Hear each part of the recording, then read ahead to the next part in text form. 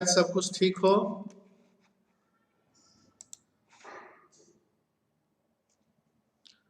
एक मिनट में रुक जाता, थोड़ा डिस्प्ले नहीं आ रहा है, थोड़ा सा बने रहे हमारे साथ। यश, चलिए सभी लोगों को बच्चों हरि शरणम। बच्चों are you ready for test? बच्चों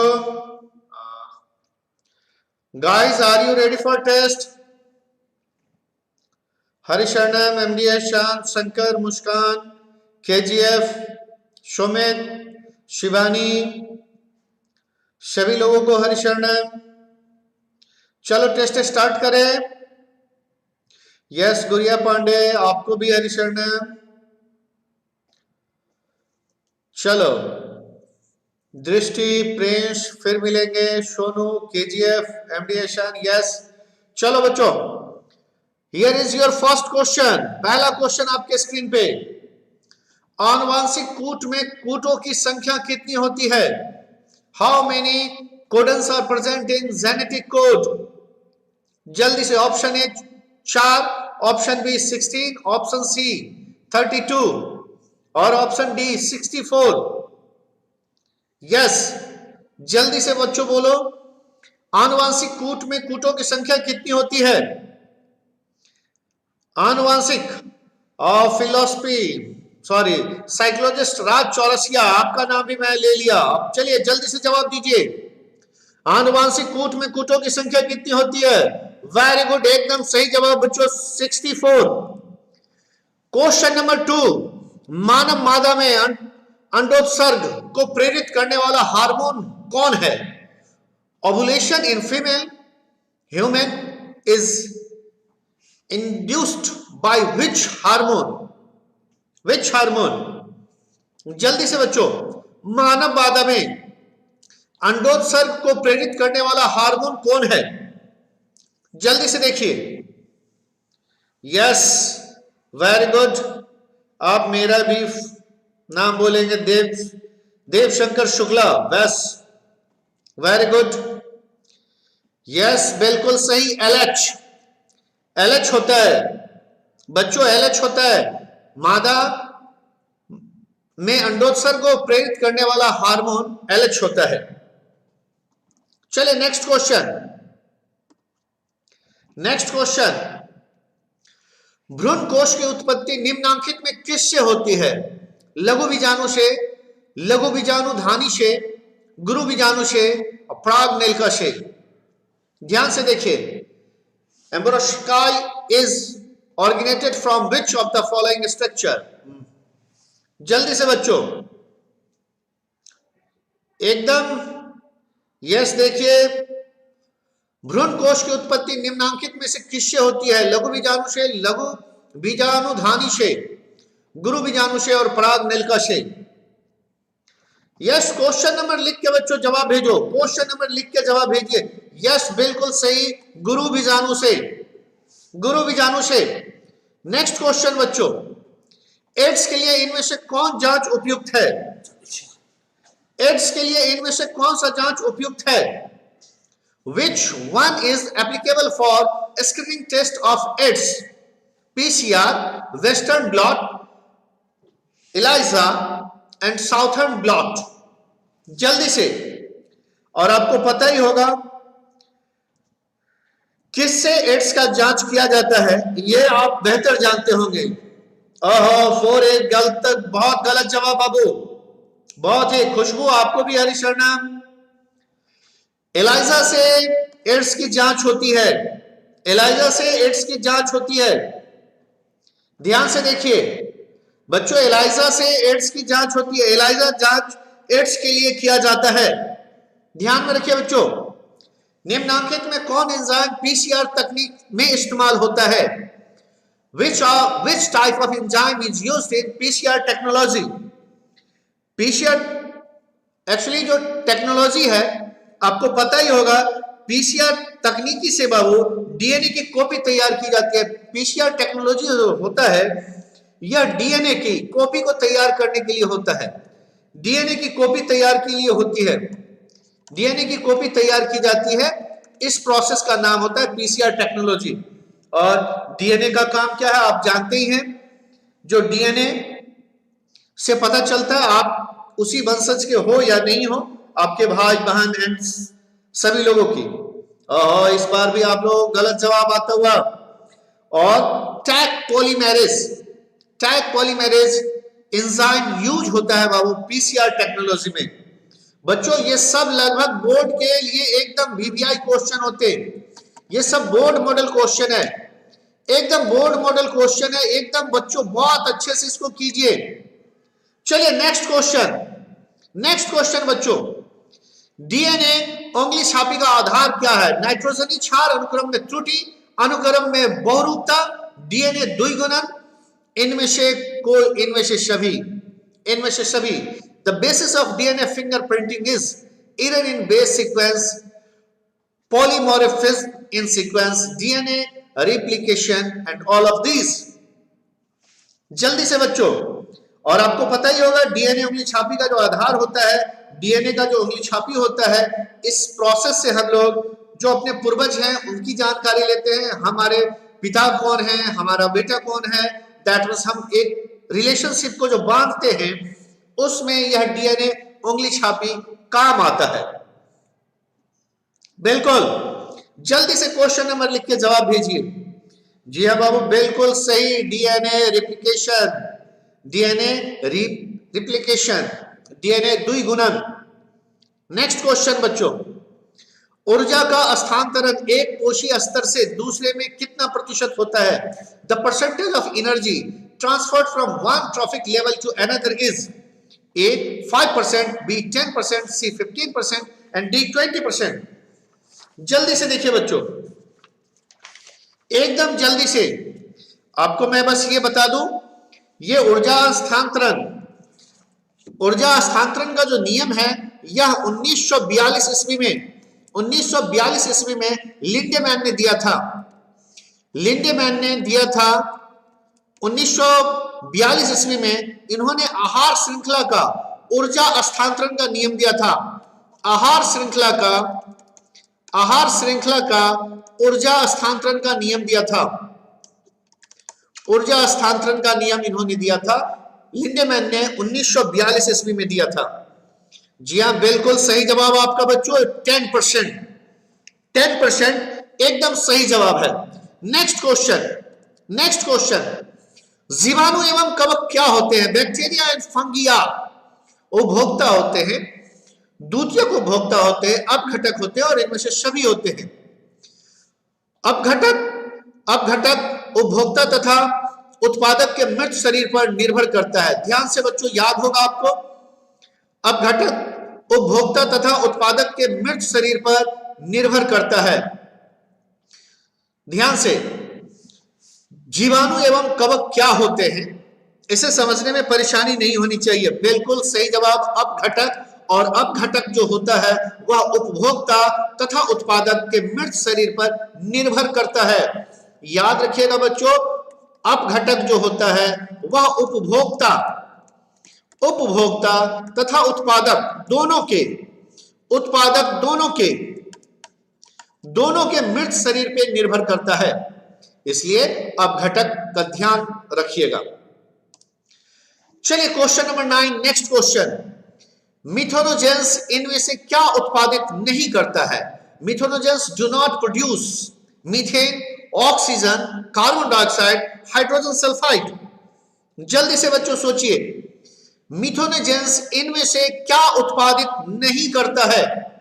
आपको पता ही होगा, मिथेनोजेंस मीथेन, CO2, H2S उत्पादित करता है। मिथेनोजेंस नाम से ही स्पष्ट होता है बाबू, मीथेन, CO2, H2S सब उत्पादित करता है, लेकिन मिथेनोजेंस ऑक्सीजन उत्पादित नहीं करता है। मिथेनोजेंस ऑक्सीजन उत्पादित नहीं करता बच्चों। Yes, very good Chaurasia, very good. Next question, निम्नलिखित में नाइट्रोजन फिक्सर कौन है? Which of the following is nitrogen fixer? Ulothrix, anabaena, तथा नॉनस्टॉप पैरामीशियम और इनमें से सभी निम्नलिखित में से नाइट्रोजन फिक्सर कौन है? ध्यान से देखिए, नाइट्रोजन फिक्सर कौन है? जल्दी से बच्चों बताइए, नाइट्रोजन फिक्सर इसमें से कौन है? यूलोथ्रिक्स, एनाबोना तथा नॉनस्टॉप पैरामीशियम और इनमें से सभी। यस बच्चों, वेरी गुड, एनाबेना तथा नॉनस्टॉप, एकदम सही जवाब। नेक्स्ट क्वेश्चन, 2Na+-1 तथा 2Na+-2 की स्थिति क्या कहलाती है? Conditions of 2n+-1 and 2n+-2 are called असुगुणता, पर बहुगुणता, दोनों ए तथा बी और इनमें से कोई नहीं। जल्दी से बच्चों देखिए, प्रणव सिंह, आपको भी हरिशरणम, आपको पता ही होगा बाबू, ये 2n+-1 तथा 2n+-2 की स्थिति जो है, इसमें डाइपोलिट सेट क्रोमोसोम की संख्या बढ़ती है तथा घटती है। इसमें ध्यान से देखिए, क्रोमोसोम की संख्या बढ़ती तथा घटती है, और ये एकदम सही जवाब आपका बाबू नहीं आता हुआ, और सुगुणता। एकदम सबका उत्तर गलत आता हुआ, बी सी डी दे रहे हैं। नेक्स्ट क्वेश्चन, डीएनए पर पराबैंगनी किरणों के असर से क्या प्रभाव पड़ता है? डीएनए पर पराबैंगनी किरणों के असर से क्या प्रभाव पड़ता है? Effect of ultraviolet rays on DNA is, नाइट्रोजनी क्षार जोड़ी का विलोपन होता है, नाइट्रोजनी क्षार जोड़ी जुड़ता है, थाइमीन डाइमर बनता है, और इनमें से सभी। ध्यान से देखिए, डीएनए पे पराबैंगनी किरणों का असर से क्या होता है? आपको पता ही होगा, ये जो अल्ट्रा रेज वायलेट किरण होता है, पराबैंगनी किरण होता है, वो हम सबके लिए बहुत ही हानिकारक होता है। जी हाँ, एकदम हनुमान बाबू, एकदम सही जवाब, नाइट्रोजन क्षार जोड़ी का विलोपन होता है। नेक्स्ट क्वेश्चन, मनुष्यों के लिंग निर्धारण का कारण कौन है? मनुष्यों के लिंग निर्धारण का कारण कौन है? Which one is sex determination factor in humans? X chromosome, Y chromosome, both A and B, none. आपको बच्चों मालूम ही होगा, मेल और फीमेल दोनों में कुछ क्रोमोसोम पाए जाते हैं। फीमेल में XX क्रोमोसोम होता है और मेल में XY क्रोमोसोम होता है। अब आपको बताना है लिंग निर्धारण का कारक कौन होता है? Which one is sex determination factor in humans? X chromosome, Y chromosome, both A and B, none of these. जल्दी से बच्चों,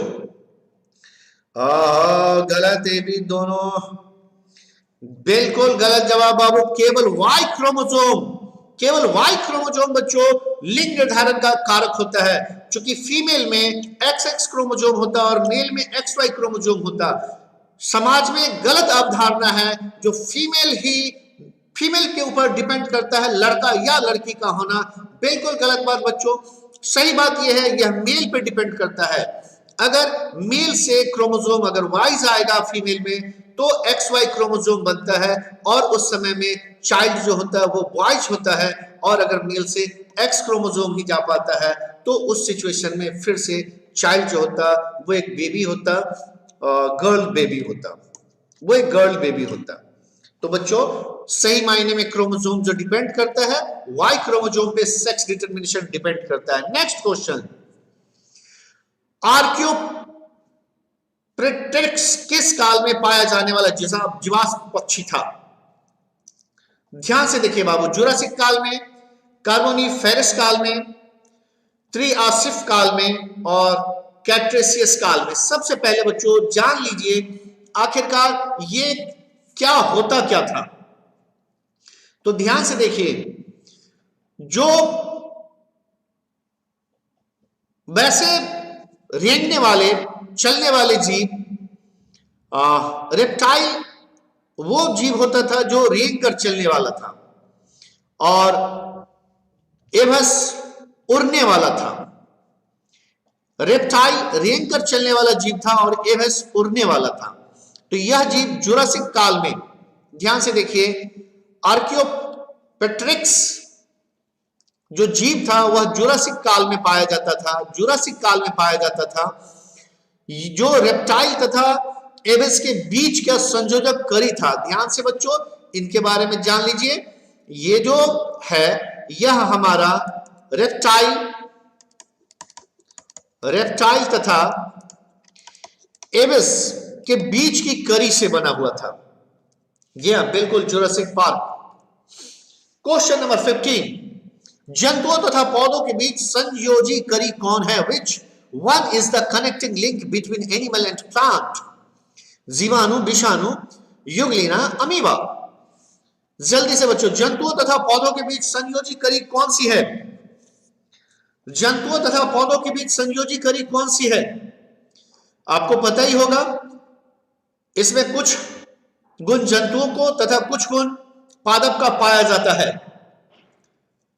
ध्यान से, जंतुओं तथा पौधों के बीच संयोजी करी जो होता है उसमें कुछ गुण जंतुओं का तथा कुछ गुण पादप का पाया जाता है। चलिए, वेरी गुड, एकदम सही जवाब युगलिना। युगलिना में जंतु का और पादप का दोनों का गुण पाया जाता है। कुछ गुण जंतु का और कुछ गुण पादप का पाया जाता है। इसलिए युगलिना जो है वह जंतुओं तथा पौधों के बीच की संयोजी करी है। एकदम बाबू ध्यान से, यह युगलिना ही है जिसमें जंतु का भी और पादप का भी गुण पाया जाता है। पादप का भी गुण पाया जाता है। Very good, next question, gemmules किसकी विशेषता है? Gemmules are specialization of which of the following? Sponge का, हाइड्रा का, ईस्ट का और दोनों बीस तथा सी का। ध्यान से देखिए, जेम्यूल्स किसकी विशेषता है? जेम्यूल्स किसकी विशेषता है? स्पंज का, हाइड्रा का, ईस्ट का, दोनों बीसी का। एकदम बच्चों जल्दी से देखिए। यस, वेरी गुड, स्पंज का। एकदम सही जवाब, जेम्यूल्स स्पंज की विशेषता है। किन पौधों में निषेचन के लिए जल माध्यम आवश्यक है? किन पौधों में निषेचन के लिए जल माध्यम आवश्यक है? शैवाल में, बायोफाइट्स में, टेरिडोफाइट में और इनमें सभी में। In which plant water medium is necessary for fertilization? और अभी तक आप में से जो सब लोग हमारे वीडियोज को लाइक नहीं किए हों, कृपया हमारे वीडियोज को लाइक करें और अपने तमाम दूसरे दोस्तों के साथ शेयर भी करें। और जो नए हमारे चैनल पर आए हों, कृपया कर हमारे चैनल को सब्सक्राइब भी करें। बहुत बहुत धन्यवाद। अक्सर हम शाम 7 बजे लाइव होते हैं। अभी बोर्ड का सीजन चल रहा है। बोर्ड में आपको काफी अपने तरफ से मैं चाहता हूं हेल्प कर दूं सारे सब्जेक्ट्स में। इसलिए यहाँ सारा सब्जेक्ट्स होता, physics, chemistry, bio, Hindi, English और मैथ्स भी। Physics, chemistry, bio, Hindi, English, maths सब होता। ठीक है भैया। नेक्स्ट क्वेश्चन, सॉरी, ये सभी किन पौधों में निषेचन के लिए जल माध्यम आवश्यक है? तो सभी, शैवाल में, बायोफाइट्स में, टेरिडोफाइट में और इनमें सभी से होता है। कोई बात नहीं रजनी, चलिए अपने काम पे ध्यान दीजिए। जल्दी देखिए, किस मादा जंतु में मध चक्र नहीं होता है? किस मादा जंतु में मध चक्र, इन विच फीमेल एनिमल ऑक्स साइकिल डज नॉट अकर्स? जल्दी से देखिए बच्चों, काउ में, डॉग में, ह्यूमंस में, रैबिट में। रैबिट में किस में नहीं होता? मध चक्र, दैट मीन्स नन पैरामिड में होने वाली चक्रीय अवस्था होती है, जो आपको पता ही होगा। मध चक्र किसे कहते हैं? नन पैरामिड में होने वाली जो चक्रीय अवस्था है उसे ही मध चक्र कहते हैं। और ये किस में नहीं होता? किस में नहीं होता? हमारा जवाब सवाल है किस में नहीं होता। बिल्कुल सही, ह्यूमन में नहीं होता है। Very good. नेक्स्ट क्वेश्चन बच्चों, अंडाणु के कोश का द्रव में कौन सी संरचना नहीं होती है? अंडाणु के कोश का द्रव में कौन सी संरचना नहीं होती है? वेरी गुड, सही आंसर बताया कीजिए। Which organelle is not present in cytoplasm of ओबे? राइबोसोम, गोल्जी काई और सेंट्रोसोम, माइटोकॉन्ड्रिया। देखिए, अंडाणु के कोश का द्रव में कौन सी संरचना नहीं होती है? ध्यान से बच्चों देखिए, एकदम ध्यान से। और हमेशा आप में से मैं सभी से कहूंगा, उन लोगों से जो अभी तक हमारे चैनल को नहीं सब्सक्राइब किए, प्लीज बच्चों आप हमारे चैनल को सब्सक्राइब कर लीजिए, बेल आइकॉन दबा दीजिएगा ताकि आप तक नोटिफिकेशन चला जाए। और इस चैनल पे आपको सारा सब्जेक्ट होगा, physics, chemistry, maths, Hindi, English, bio, सारा सब्जेक्ट्स बाबू होगा। और पर डे कोई ना कोई सब्जेक्ट होगा, शाम 7 बजे और रात्रि 8:30 बजे डेफिनेटली होगा।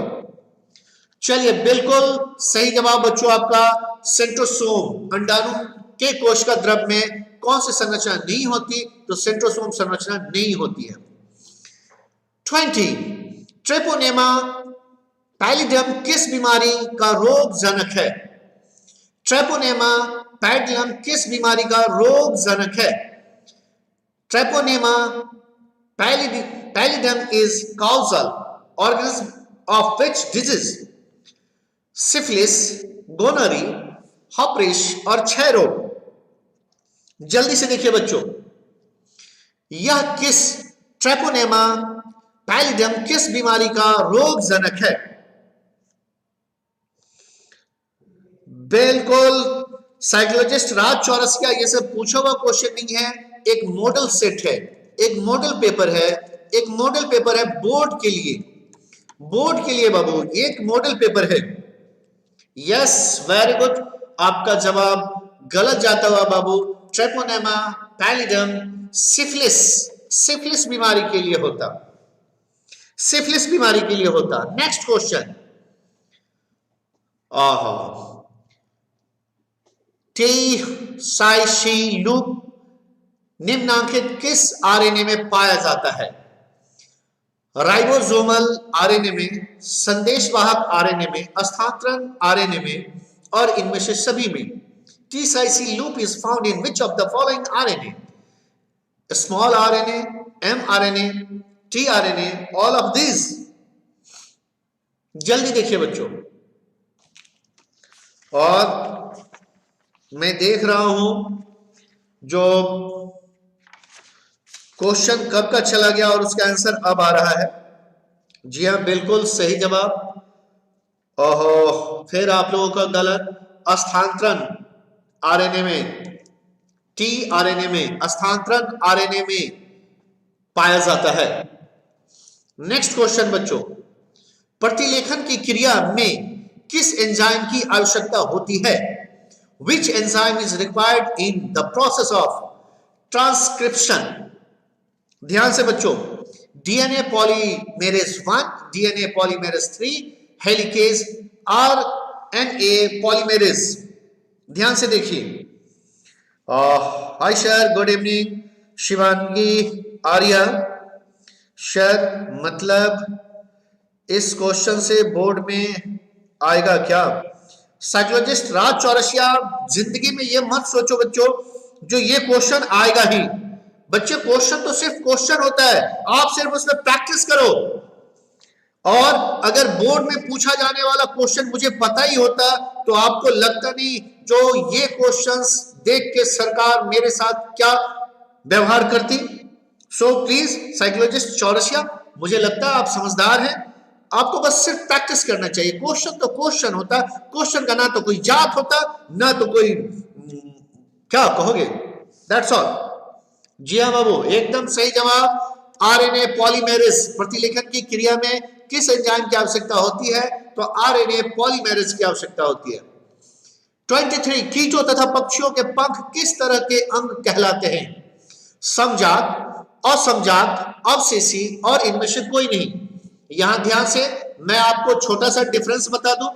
कीटों के पंख, कीटों के पंख का जो विकास होता है वह त्वचा से होता है। कीटों के पंख का जो विकास होता है वह त्वचा से होता है। ध्यान से बच्चों, कीटों के पंखों का विकास त्वचा से होता है और पक्षियों के जो पंख का विकास होता है वो फोर लिम्ब से होता है, वो फोर लिम्ब से होता है। पक्षियों के पंख का विकास फोर लिम्ब से होता है, यानी कि फोर लिम्ब ही रूपांतरण होकर पक्षियों में पंख बन जाता है। और कीटों का जो विकास होता है त्वचा से होता है, पंख का जो विकास होता है वो त्वचा से होता है। लेकिन दोनों देखिए उड़ने में सक्षम है और दोनों का उत्पत्ति स्थल अलग होता है, दोनों का उत्पत्ति स्थल अलग होता है, इसलिए असमजात अंग है, असमजात अंग है। ध्यान से देखिए, इसके कार्य समान है किंतु उत्पत्ति स्थल अलग होने के कारण से ये असमजात अंग कहलाता। दोनों को पंख है, कीटों को भी पंख है और पक्षियों को भी पंख है। ध्यान से बच्चों, कीटों को भी पंख होता है और पक्षियों को भी पंख होता, दोनों का कार्य समान है किंतु उत्पत्ति स्थल जो है वो अलग अलग है। कीटों का उत्पत्ति स्थल होता त्वचा से होता है और पक्षियों का जो होता वो फोर लिम्ब से होता है। फोर लिम्ब रूपांतरित होके पंख बनते पक्षियों में, और कीटों में त्वचा से पंख का विकास होता है और दोनों उड़ते हैं, इसलिए दोनों में समान गुण है, लेकिन उत्पत्ति स्थल दोनों के भिन्न होने के कारण असमजात अंग कहलाता। नेक्स्ट क्वेश्चन, मरुस्थलीय अनुकूलन का उदाहरण निम्नलिखित में से कौन है? Which of the following is an example of desert adaptation? ऊंट, नागफनी, दोनों ए तथा बी अमरबेल। जल्दी से बच्चों, बहुत बहुत धन्यवाद साइकोलॉजिस्ट राज चौरसिया, वेरी गुड बच्चों। राज चौरसिया, आप बाबू क्वेश्चंस पे ध्यान दो, क्वेश्चंस पे ध्यान दो, ठीक है? अब बिल्कुल क्वेश्चंस पे ध्यान दो। मैं बहुत सारा प्रयास करता हूं ताकि आप सबके बोर्ड के मार्क्स बहुत अच्छे हो, आपके बोर्ड के मार्क्स बहुत अच्छे हो, इस वास्ते मैं बहुत प्रयास करता हूं। आज ज्यादा फ्लक्ट हुआ है गुरुजी, मेरा मूड खराब हो गया है।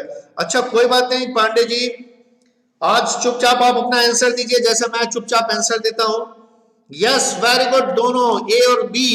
जी हाँ बाबू, मरुस्थलीय अनुकूलन के लिए ऊंट भी सही है और नागफनी भी।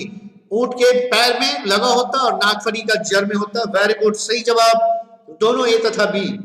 नेक्स्ट क्वेश्चन, बीसीजी वैक्सीन किस बीमारी से बचाव के लिए दिया जाता है? एड्स में, क्षय बीमारी के लिए, चेचक के लिए, टाइफाइड के लिए।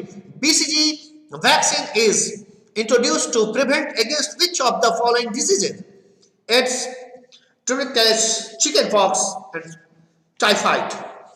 जल्दी से देखिए, जल्दी से बच्चों, बीसीजी वैक्सीन किसके लिए होता है?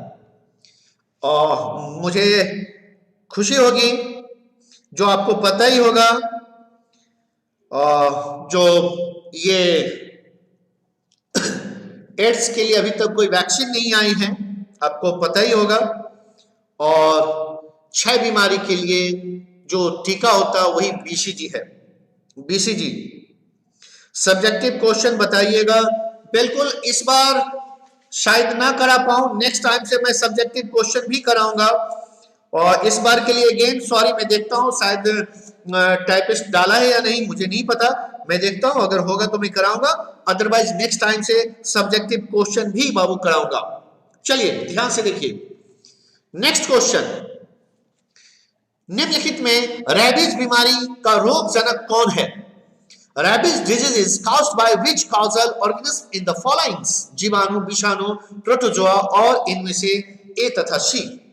ध्यान से बच्चों देखिए, रैबिस बीमारी का रोग जनक कौन है?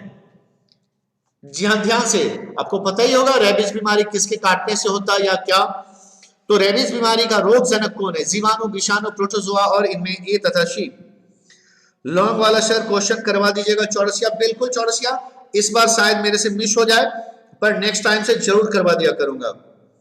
और आप सोनू सिंह सिवान से हैं, बहुत अच्छा लगा जान के। Sir you are very helpful for our future. Masoom Raja, और मासूम बहुत बहुत थैंक यू कहने के लिए। पर मासूम मैं तभी समझूंगा जब आप क्वेश्चन का जवाब देंगे। मेरी मेहनत तब काम आएगी जब आप लोग क्वेश्चन पे ध्यान दे, एक्स्ट्रा चैट पे नहीं, एक्स्ट्रा चैट पे नहीं ध्यान दे, बस आप सिर्फ क्वेश्चन पे ध्यान दे। बिल्कुल, विषाणु इसका सही जवाब। बच्चों मैं आप सब लोगों से एक छोटा सा रिक्वेस्ट कर सकता हूं, अक्लमंद इंसान की तारीफ, अक्लमंद इंसान की तारीफ उसके पीठ पीछे करनी चाहिए। तो सो प्लीज गाइस, अगर आपको लगे जो आपके गुरुजी बहुत ही अच्छे अक्लमंद इंसान हैं, तो आप हमारी तारीफ पीठ पीछे करें। हमारे लिए जो भी आपको शुभकामना देना हो कमेंट बॉक्स में दीजिए। हमने कमेंट बॉक्स में आपसे कई बार कहा है जो आप अपने मार्क्स जरूर से जरूर लिखे, जरूर से जरूर मार्क्स लिखे, कितने मार्क्स आपको आते हैं, और जो भी तारीफ करना हो कमेंट बॉक्स में लिखे, मुंह पे ना करे। बहुत बहुत धन्यवाद। चलिए नेक्स्ट क्वेश्चन बच्चों, निम्नांकित में कौन सो असंक्रमण बीमारी है? Which disease the following is a autoimmune disease? हाथी पांव, थैलेसीमिया, मियास्थेनिया ग्राफिक्स और हर्पिस। जल्दी से देखिए। और मैं आप सबसे उन लोगों से कहना चाहूंगा जो अभी तक हमारे वीडियोज को लाइक नहीं किए हों तो प्लीज हमारे वीडियोज को लाइक करें और हमारे चैनल को जो अभी तक सब्सक्राइब नहीं किए हों तो प्लीज हमारे चैनल को सब्सक्राइब भी करें। सर आप आगे आए ना, फिर मिलेंगे। Very good. मैं बस इतना ही कह सकता हूं, क्या लेके आए हैं, क्या लेके जाना है, बस खूब अच्छे से पढ़िए और जहां तक हमारी मदद की आवश्यकता हो मैं आप लोग के साथ हूं। Very good. चलिए बच्चों, वेरी गुड, एकदम सही जवाब आप लोग का एक बार फिर से आता हुआ। मियास्थेनिया ग्राफिक्स निम्नांकित में कौन सो असंक्रमण बीमारी है? जी हाँ। नेक्स्ट क्वेश्चन, सुनहरे धान में कौन सा ट्रांस जीन है? Which transgene is present in golden rice? Nitrogenase, phytoene synthetase, ligase और इनमें से सभी। जल्दी से देखिए बच्चों, जल्दी से देखिए, सुनहरे धान में कौन सा ट्रांस जीन है? और मैं एक बार फिर से कहूंगा, आप सब लोग बहुत प्रयास कीजिए। मैं हमेशा चाहता हूं आप में से हर एक को बोर्ड में 90+ मार्क्स आए बायोलॉजी में, और मैं हमेशा बायोलॉजी के लिए एकदम जो VVI क्वेश्चन होगा वही लाया करूंगा, और आप सब लोग बहुत प्रयास कीजिए। जी हाँ, नाइट्रोजीनेज बिल्कुल सही जवाब आपका। नेक्स्ट क्वेश्चन, बीटी टॉक्सिन क्या है? What is BT toxin? अंतःकोश के लिपिड, बाह्यकोश के लिपिड, अंतःकोश के क्रिस्टलिन प्रोटीन, बाह्यकोश के क्रिस्टलिन प्रोटीन। ध्यान से देखिए, बीटी टॉक्सिन क्या है? बीटी टॉक्सिन क्या है? विपिन भाई गुड इवनिंग, कहने से काम नहीं चलेगा भैया, जवाब दीजिए। और प्रिंस कुमार कह रहे हैं good night sir. Thank you Prince, पर प्रिंस मेरे ख्याल से पूरा क्वेश्चन करके जाना चाहिए था आपको। चलिए कोई बात नहीं प्रिंस, थैंक यू। और सबका प्यार शाह, क्या बात है, थैंक यू। जल्दी से जवाब दीजिए, बीटी टॉक्सिन क्या है? बीटी टॉक्सिन क्या है? अंतःकोश के लिपिड, बाह्यकोश के लिपिड, अंतःकोश के क्रिस्टलिन प्रोटीन और बाह्यकोश के क्रिस्टलिन प्रोटीन। क्लास टाइम हर सब्जेक्ट का सर, बिल्कुल एमडी। 7 बजे शाम में पर डे लाइव होते हैं हम लोग, पर डे लाइव होते हैं। कोई ना कोई सब्जेक्ट 7 बजे आपको मिलेगा और दूसरा सब्जेक्ट शाम 8:30 बजे। तो चैनल सब्सक्राइब कर ले, बेल आइकन दबा दे, आप तक नोटिफिकेशन चला जाएगा।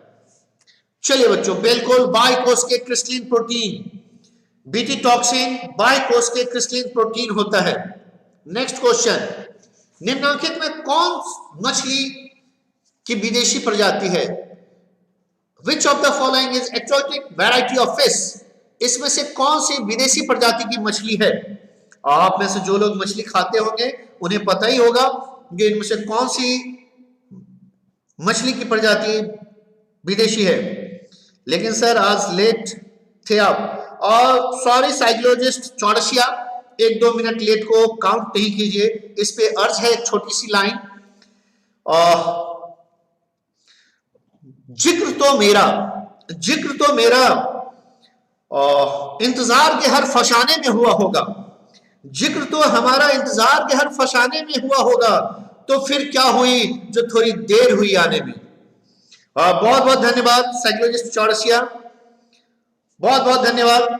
चलिए क्वेश्चन, निम्नलिखित में से कौन सी विदेशी प्रजाति है? तो बाबू इनमें से सभी, एक भी विदेशी प्रजाति नहीं है। कौन मछली की विदेशी प्रजाति है? इनमें से कोई मछली की विदेशी प्रजाति नहीं है, ये सब देशी है। नेक्स्ट क्वेश्चन, बाह्य स्थानीय संरक्षण का उदाहरण कौन है? वनस्पतिक उद्यान, प्राणी उद्यान, दोनों ए तथा बी, पारिस्थितिक तंत्र। An example of x city conversion is, botanical garden, zoological garden, both A and B, and ecosystem. जल्दी देखिए, वाह वाह, thank you Chaurasia ji. Sir आप मेरा आंसर नहीं देखते हैं, शिवांगी आर्या। बिल्कुल शिवांगी, क्यों नहीं देखूंगा, जब मैं आपका चैट पढ़ सकता हूं तो वो भी पढ़ सकता हूं। डीडी एकदम देखिए, ए तथा बी दोनों दोनों बाह्य स्थानीय संरक्षण का उदाहरण कौन है, तो दोनों है, दोनों है बच्चों, बोटनिकल गार्डन भी और जूलॉजिकल गार्डन भी। Next question. और एक बार फिर आप लोगों को बहुत बहुत धन्यवाद, सो मेनी थैंक्स, जो आप लोग 100 बच्चे लाइव क्लास में आज फिर से आते हुए, बहुत बहुत धन्यवाद बच्चों, आप सबका बहुत बहुत धन्यवाद। मैं एक बार फिर से आपको बहुत धन्यवाद दे रहा हूं, और जो लोग अभी तक हमारे चैनल को सब्सक्राइब नहीं किए हो, प्लीज हमारे चैनल को सब्सक्राइब करें और वीडियोज को लाइक और शेयर करना बिल्कुल ना भूले। प्रकृति में सबसे अधिक संख्या निम्नलिखित किस स्पीशीज की है? अमृत बीजियों की, कीटों के, पक्षियों के, सूक्ष्म जीवों के। जल्दी से जवाब दीजिए, विच of the following have the highest number of species in nature? जल्दी से बच्चों जवाब दीजिए, प्रकृति में सबसे अधिक संख्या निम्नलिखित किस स्पीशीज की है? जल्दी से देखिए। सर मेरा आंसर नहीं देखते हैं, दीपक कुमार, सबका देखते भैया, इतने लोगों का नहीं देख पाना मुमकिन होता, पर मेरा ध्यान आप सब पे है।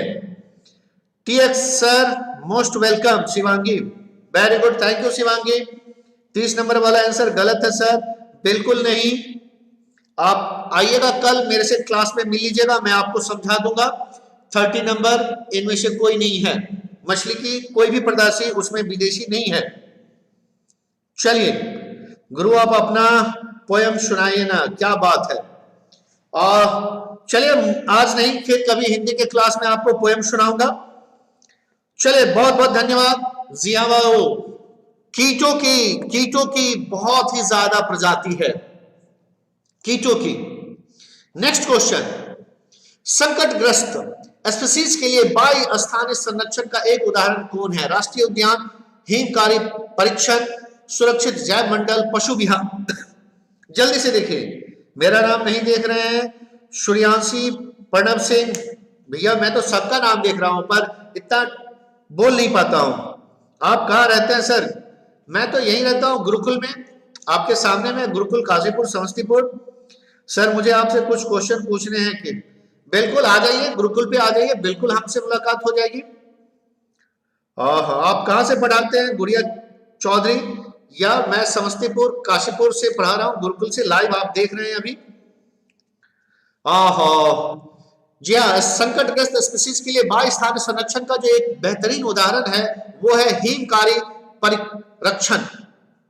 नेक्स्ट क्वेश्चन बच्चों, निम्नलिखित में प्रौद्योगिकी उत्पादन कौन है? Which of the following product is biotechnology?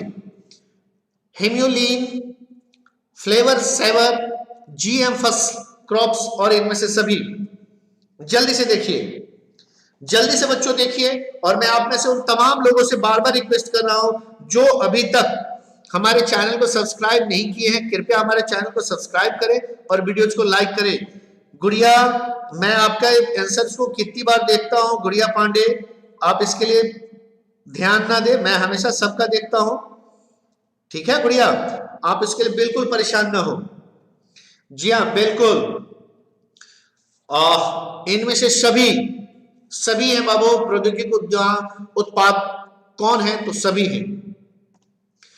प्राकृतिक आनुवंशिक अभियंता निम्नलिखित में कौन है? Natural genetic engineer in the following is Escherichia coli, Agrobacterium, tumefaciens, Pseudomonas species, Bacillus सबटाइल्स।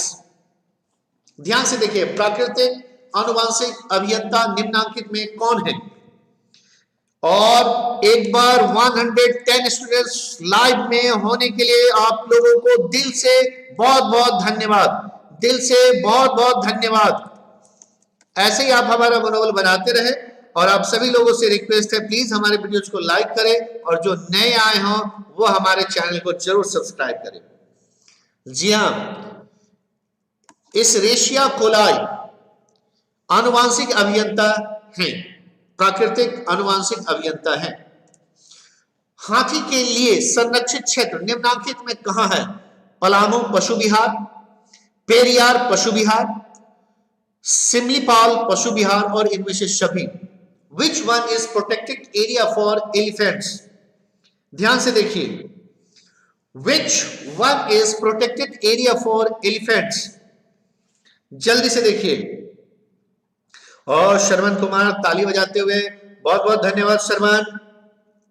हाथी के लिए संरक्षित क्षेत्र निम्नलिखित में कहां है?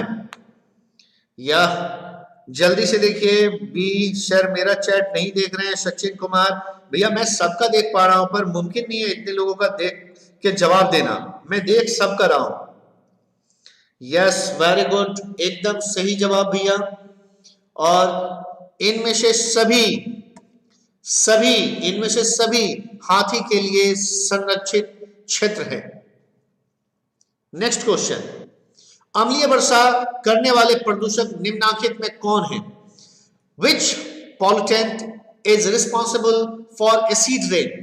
Sulphur dioxide, carbon dioxide, carbon monoxide और इनमें से सभी। ध्यान से देखिए, अम्लीय वर्षा करने वाले प्रदूषक निम्नलिखित में कौन है?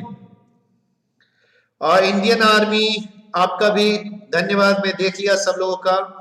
सर कब कब पढ़ाते हैं किसके? गुड़िया चौधरी कितनी बार कहूं बाबू? हर दिन, प्रत्येक दिन शाम 7 बजे, प्रत्येक दिन शाम 7 बजे, प्रत्येक दिन शाम 7 बजे लाइव क्लास होता है किसी न किसी सब्जेक्ट्स का। आप हमारे चैनल को सब्सक्राइब कर ले और बेल आइकन दबा दे ताकि जैसे ही हम लाइव हो आप तक उसका नोटिफिकेशन चला जाए। किस सब्जेक्ट का है वो चला जाए। बिल्कुल सल्फर डाइऑक्साइड, एकदम सही जवाब।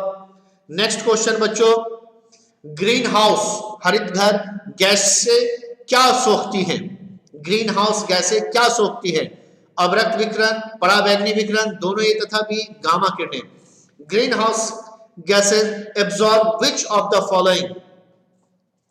Infrared radiation, ultraviolet radiation, both A and B and gamma raise.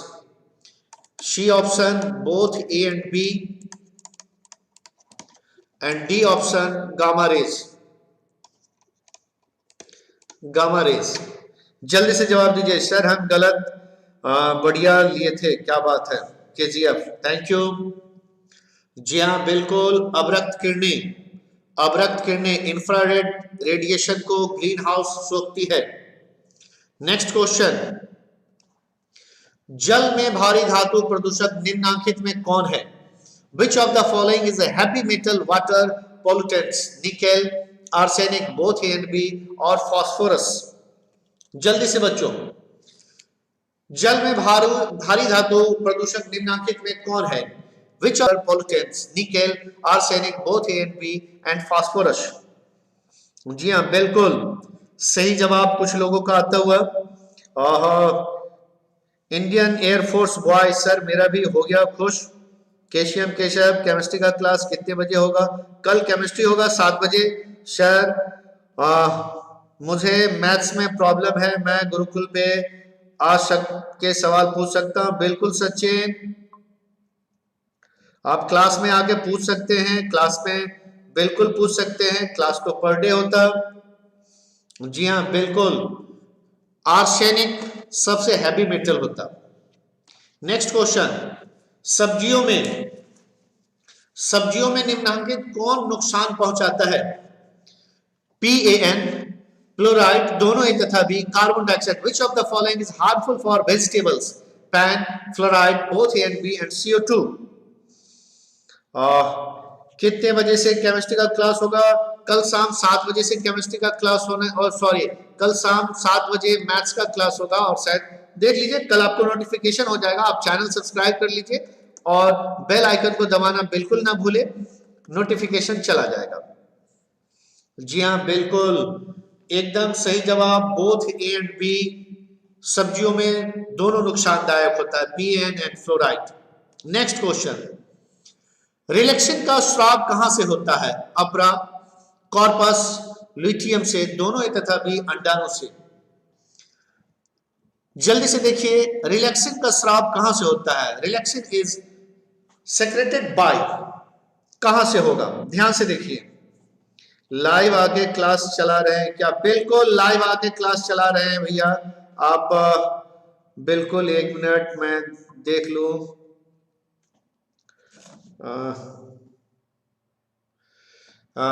Nancy Anand, Nancy आनंद, अब जब मैं आपका नाम पुकार रहा हूं तो आप समझ ही रहे होंगे, बिल्कुल लाइव क्लास चल रहा है।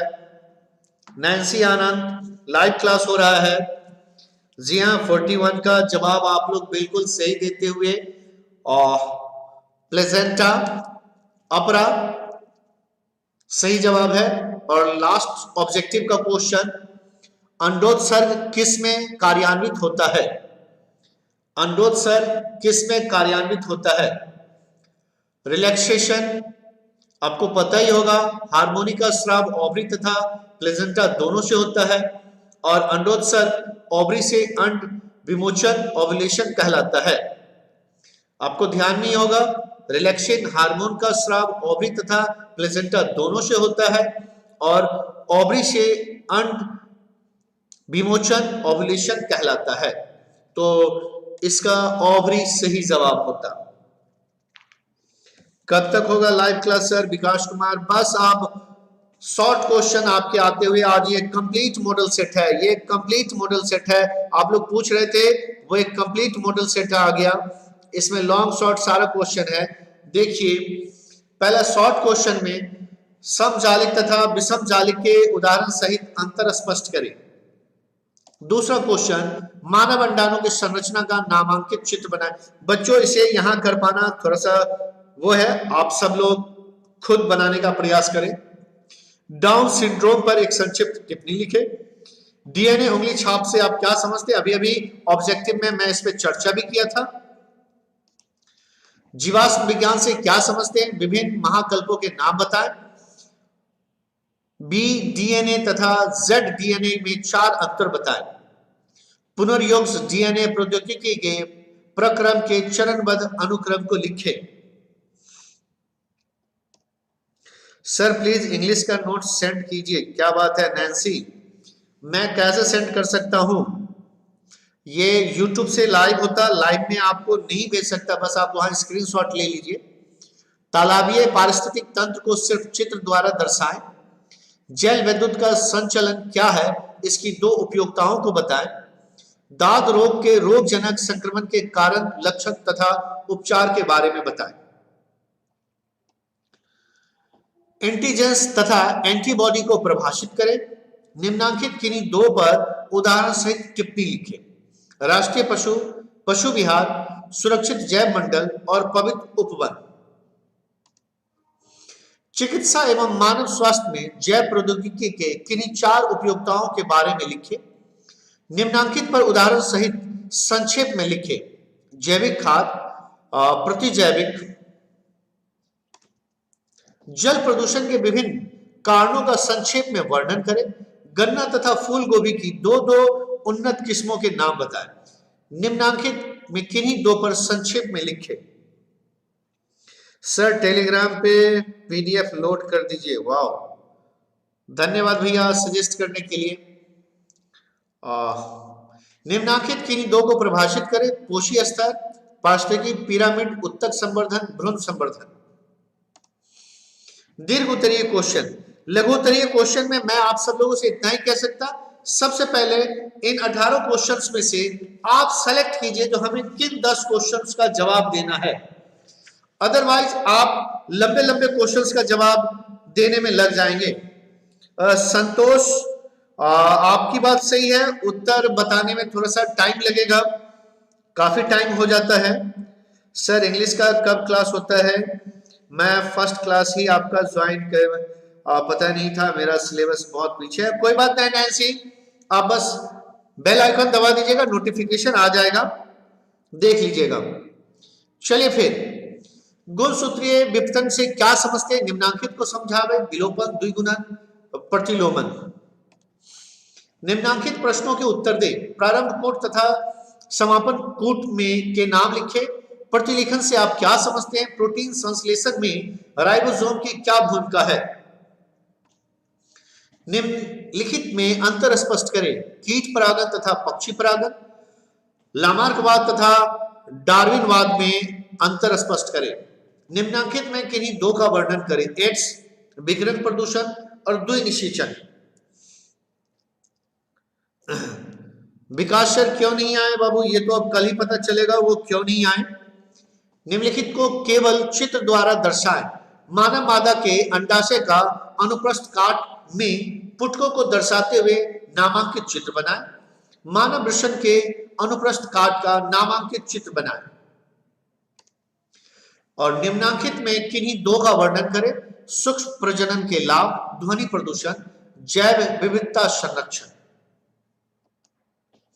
और आप सब लोगों का बहुत बहुत धन्यवाद जो आपने अपना कीमती टाइम दिया, और मेरे से जो भी बन सकता है मैं करने के लिए तैयार रहता। और मैं आप सब लोगों से एक छोटा सा बार बार रिक्वेस्ट करूंगा, आप अपने चैट बॉक्स में कुछ इधर उधर की बातें ना लिखें, सिर्फ अपने आंसर्स को लिखें। और जब टेस्ट समाप्त हो जाया करे तो टेस्ट समाप्त होने पे कमेंट बॉक्स में आप अपने मार्क्स बिल्कुल लिखना ना भूलें। और अभी तक जो लोग हमारे चैनल को सब्सक्राइब नहीं किए हों, प्लीज हमारे चैनल को सब्सक्राइब कर ले, वीडियोज को लाइक करें और अपने तमाम दूसरे दोस्तों के साथ शेयर करें। और फिर कल शाम हम लोग मिलते हैं किसी नए सब्जेक्ट्स के साथ। और एक तो मैथ्स होगा और दूसरा कौन सा सब्जेक्ट्स होगा, इसके लिए आपको फिर कल के नोटिफिकेशन का वेट करना होगा। तब तक के लिए हरिशरणम। आप सब लोग कोरोना काल में अपना अपना ध्यान रखें। फिर हम लोग मिलते रहेंगे और इस पे हम क्लास जारी रखेंगे अभी से लेके पूरा फरवरी तक, जब तक आपका एग्जाम समाप्त न हो जाए। सो प्लीज गाइज मिस मत कीजिएगा, हमेशा क्लास में बने रहें। बहुत बहुत धन्यवाद और कल शाम फिर मिलते